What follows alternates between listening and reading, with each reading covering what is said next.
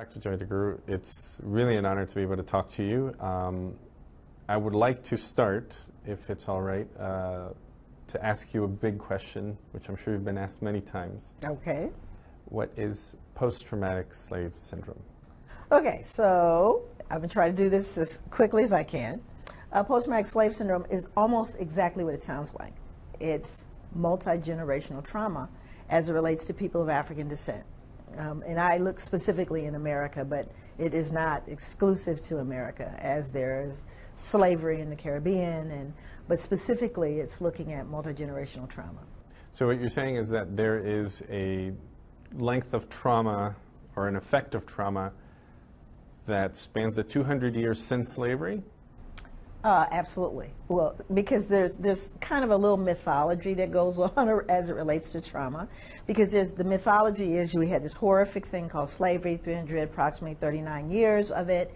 Then everybody got freed and the playing field got leveled. That's the myth. But the truth of the matter is you had 339 years of trauma with no help, followed by more trauma with no help. And that more trauma was the end of slavery, which led into Jim Crow, which led into lynching, which led in police use of deadly force, into mass incarceration. So when you start looking at the entire, and you throw sharecropping in there, which was, of course, another form of slavery. So you're really looking at kind of a relentless assault. So no, there was never a point in which we stopped, got well, were able to heal from past wounds and move on with a clean slate, with total equity and fairness. So yeah, it spanned that entire time. Okay, so that's a lot of history that you just covered in like 30 seconds. So bringing it back to slavery ends. Okay. And so you have a population that has just suffered all sorts of horrors, everything from being taken away from their home to the families being separated and sold, beatings, murders, rapes, really, truly horrific stuff. Correct. It ends. What you're saying is there is no help. So your background is clinical, largely, right? Mental health. Can you explain that a little bit? So what happens is, for example, most people are familiar with post-traumatic stress disorder, right? Which is a disorder that is treatable. It's treatable usually with drug therapy and also talk therapy.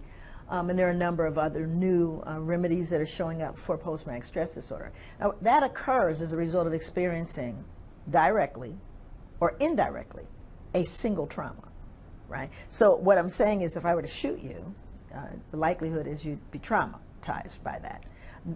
If there's someone in the room that saw me shoot you, they too are traumatized because they saw me.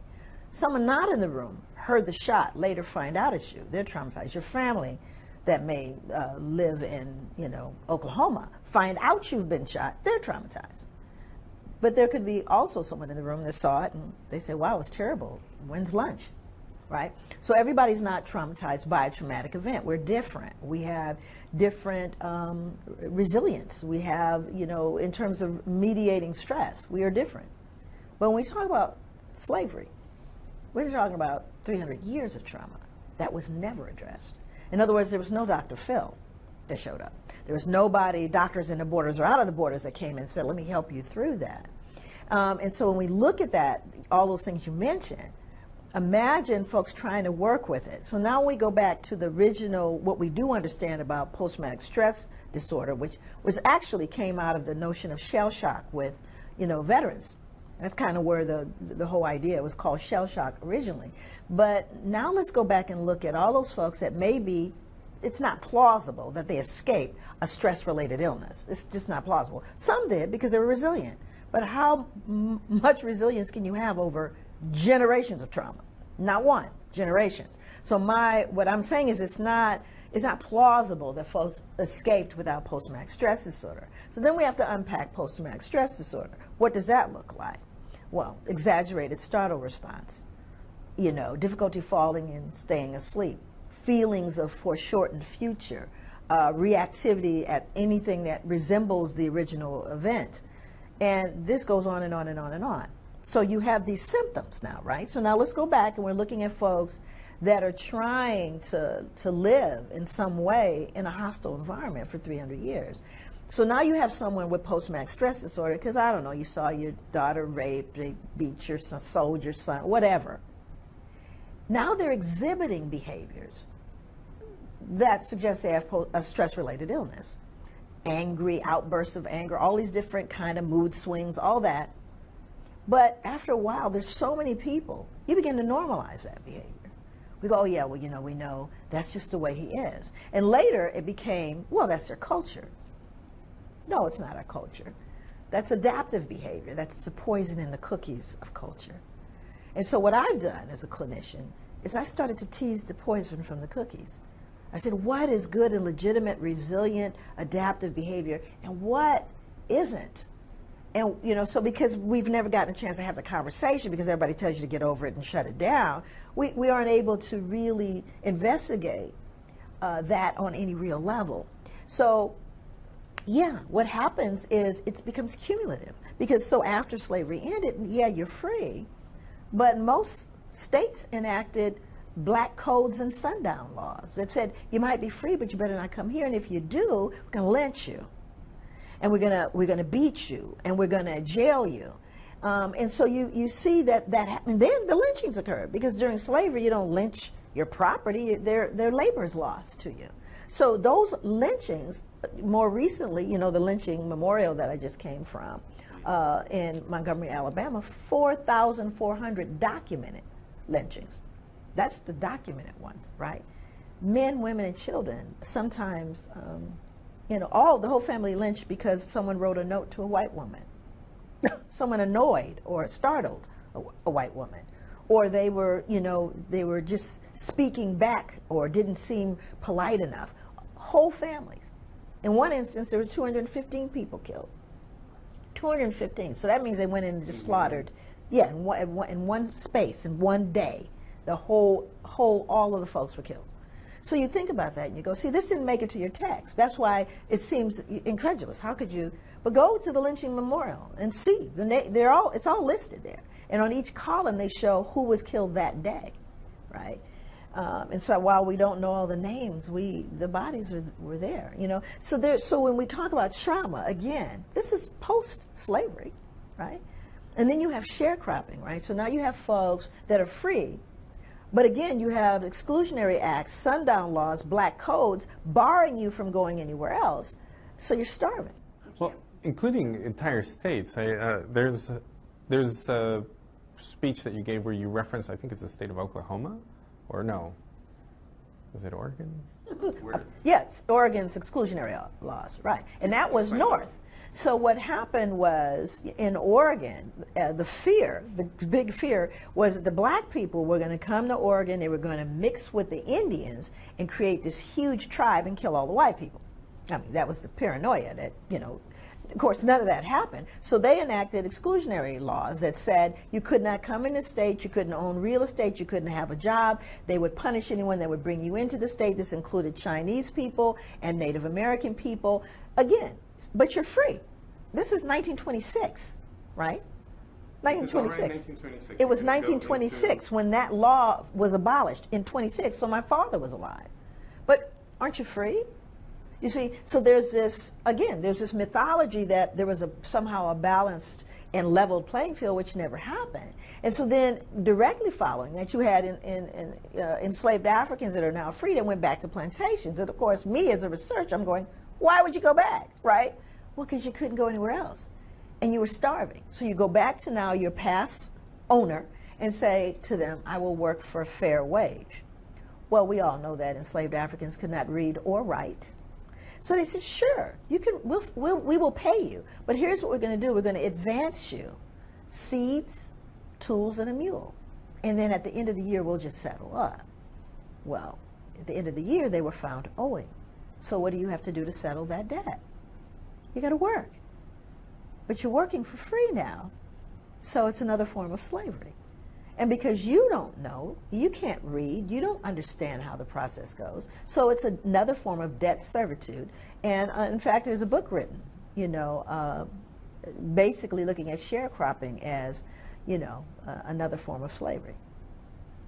And at that point, what was your discipline saying? I mean, psychology, well, again, what we understand is that, people, you learn to survive in your environment. There's something called social learning theory. So social learning theory, which is a work of Bandura, not new, says that you learn, from the people in your environment.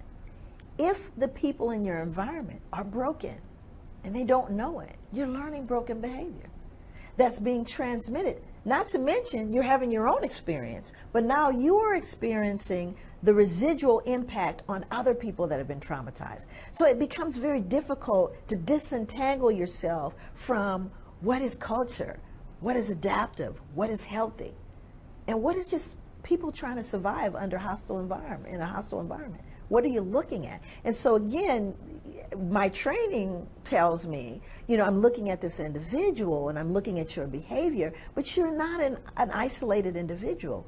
You're an accumulated effect of all that you've learned in your environment from all those people in your environment.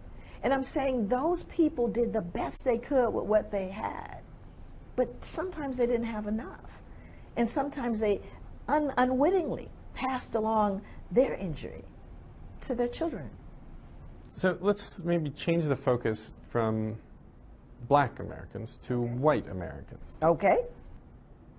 When you have one population that is suffering rape, exploitation, beatings, lynchings, lynchings are pretty horrifying, and there's plenty of images from newspapers around the country of whole towns showing up for these lynchings, including children, to watch a human be killed and then often dismembered.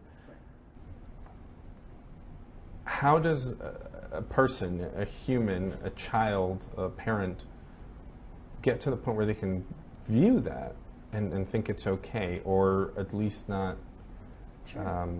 feel appalled or feel pain, or you don't see a lot of remorseful faces. You Empathy, see smiles right? Exactly. in these public executions. Sure. It's such a wonderful question, and I think that I appreciate that question because what it suggests. See, first of all, if you have hundreds of years of being traumatized, you have hundreds of years of being a traumatizer.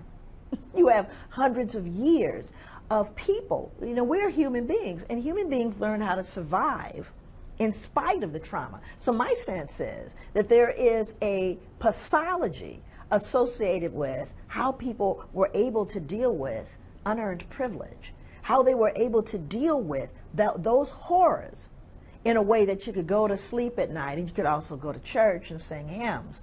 Somewhere in there, the self had to legitimize what was going on. So the first thing that happened was you dehumanized the people. Well, it's their fault. In other words, I so define them that I say that what's going on to them, with them, they deserve. Do you see? So now I've justified this behavior. I've justified it by saying that they in some way brought this upon themselves. They are inherently inferior, in need of being disciplined, civilized, whatever words you use, which then calms the mind and then makes you, of course, benevolent, because you're simply trying to help these people. So what words were being used for, that mythology or that narrative to... Interesting. Every discipline had its own perspective. For example, if you were to look at medicine, and I looked at various disciplines in my book, I talk about that, and one of them is medicine. So medicine dehumanized Black people. It's like eugenics? Eugenics kind of fed upon this notion, but literally in terms of doctors that said, yeah, I'm going to experiment on these infants and these women, and they don't feel pain like we do. We're going to just assert that they don't feel pain, right? So therefore, don't feel badly when you see they don't feel pain like you. And they really believe that. This was published in journals. In fact, very recently, James Marion Sims, and I was part of the crew that literally had his statue removed from New York. He's in Central Park. So J. Marion Sims was a physician in the mid-1800s, credited with the creation of the first vaginal speculum. I know that probably threw you off, but he's a father of modern gynecology. Well, guess who he experimented on? He had a makeshift hospital, and he experimented on little girls and on enslaved African women with no anesthesia. No anesthesia. And he said, well, their race makes them able to bear it. Now, this is someone who is tasked with to do no harm. What kinds of experiments? Because you're talking about anesthesia, and the speculum, as I understand it, is just an implement to separate. Again, the instrument itself, the reason why it was created was because J. Marion Sims was, these enslaved African girls and women were being brought to him because they suffered from obstetric fistulas.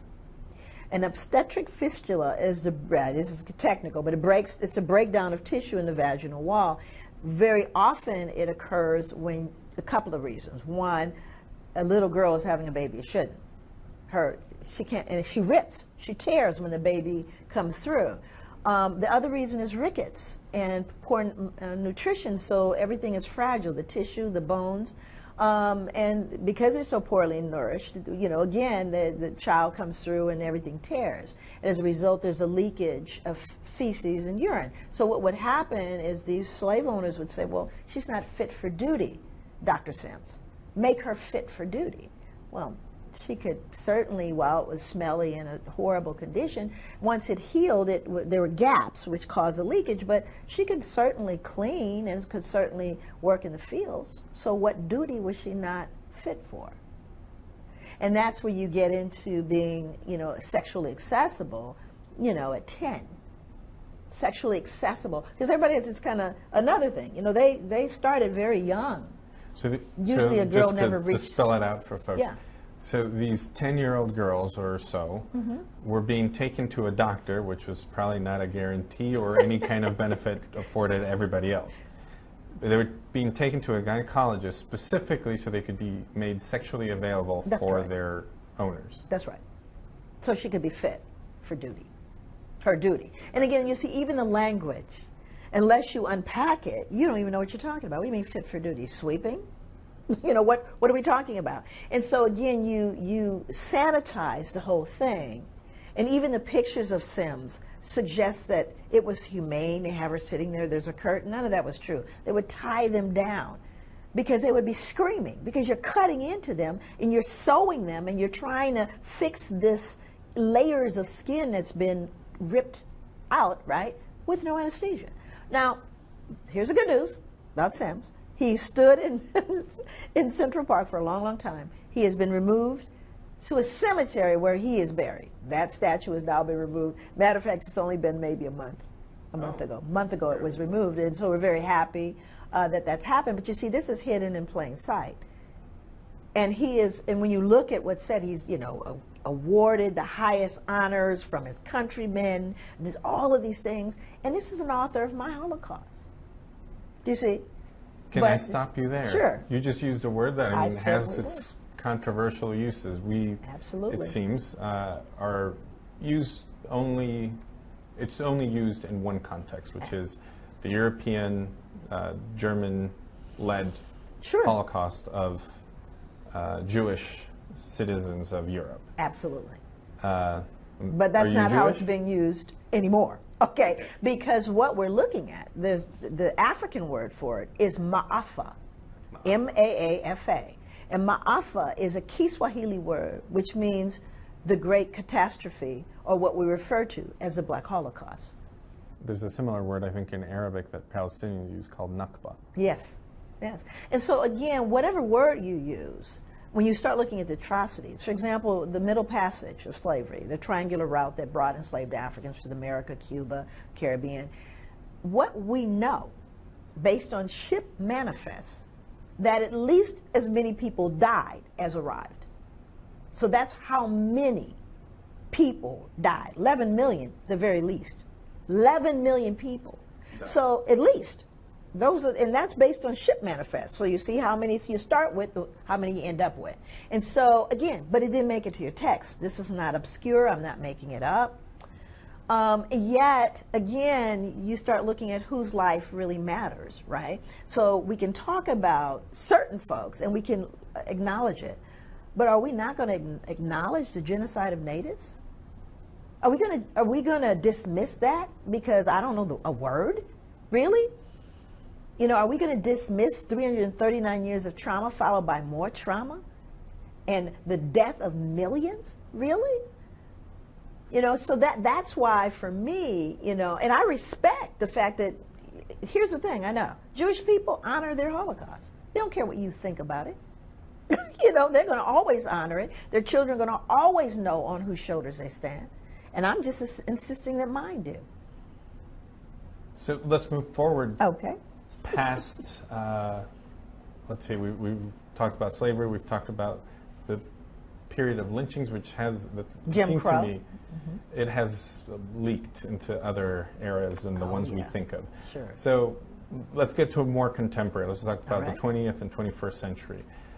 Is that a level playing field? Never been level, because followed by, the sharecropping era, where, of course, people, basically had great poverty because they never were able to accumulate anything, right? So then you had the huge, you had this migration. A major 6 million people without a leader sought asylum in the only country they knew. So these are Africans, descendants of those enslaved, that were leaving the Jim Crow South, trying to escape for a better life in the same country. Remember, most people seek asylum in another country. Black people have sought asylum in the only country they knew. They were trying to escape because when Jim Crow, when they started to leave the South, they literally were killing people. Another thing that people didn't know, killing them for trying to leave because they needed that cheap labor. So they're going, no, I'm going north. I want my children to have education. I want a better life. They literally were capturing people, forcing them to work, killing people. None of that showed up in your text. None of this is obscure. It just was left out. So what happened following all that, again, these are people that are saying, now I just want to make a better way. So there's a wonderful book called The Warmth of Other Suns by Isabel Wilkerson, who talks about that migration. And she took her 15 years to write this book, where you really hear the stories of what it took for people to just get there. They didn't have money. They usually didn't even see their family ever again because they never could afford to come back. And then what were they met with in the North? Where were they met with in places like New York or Chicago or any of those places? There were the same hostilities. They didn't want them there. They were still considered subhuman. They were still considered. So then you move through that process and you have the segregation, separate but equal. Well, it's still separate now, never been equal. I can show you pictures, right? You always know when you're in the hood, but there's no sign on the freeway that says next right hood. But you always know when you're there because it's so different, right? Now we're talking contemporary. Now let's see. So let's do the math on it. So we had slavery. We had Jim Crow, which was segregation. Then we had sundown laws, black codes. Then we had redlining. Then we had urban renewal. Then we had curing blight. And now we have gentrification. What is that called? Serial forced displacement. Labor, though, it seems that that's the biggest thing. Cheap labor. So how does that relate to today? Where's that labor? Oh, that's an easy answer, and that's where mass incarceration comes from.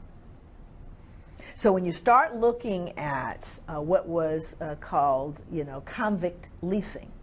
So once all of those things that I just said were ruled illegal in the United States, there was something called convict lease. So they said, now, these are criminals. We've given them a label, which means they deserve, once again, where they are. And now we're going to lease them out for labor. We're going to get money because these farms, all these folks still need cheap labor. So now we found another set of people. But the only issue with that is they got to be in jail. You got to get them arrested. So there are a number of them. So what did they get arrested for? Startling a white woman. Vagrancy. Literally in 12, 15 years. And today it's more of a, like, marijuana and other things. You start seeing the same thing.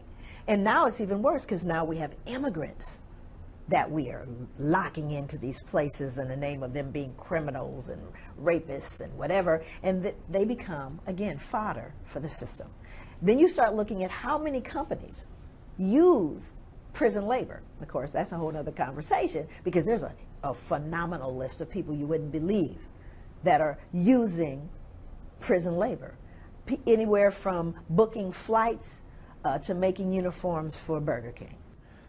So to wrap it up, because we've run out of time, what can you tell us about just today? Where are we today, and do you see a path forward? Is there anything that's... Here's the thing about the work, which makes it hard to talk about, right? The whole purpose of my book is called Post-Traumatic Slave Syndrome, America's Legacy of Enduring Injury and Healing. I only wrote the book for the last word, healing, because you can't heal what you don't know.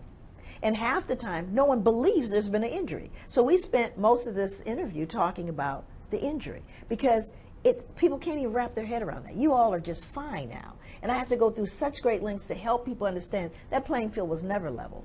We're a miracle as a people. That's what we are, a miracle. I said, but at the end, we've got to heal from some of those things we weren't even allowed to talk about. So the good news is when you know better, you can do better. And that's what my work's about. Dr. Joy DeGruy, it's been a pleasure talking to you. It's been very enlightening. And I think that we can look to some healing from having more knowledge thanks to you. Thank you very much for talking to me. My pleasure. Thank you.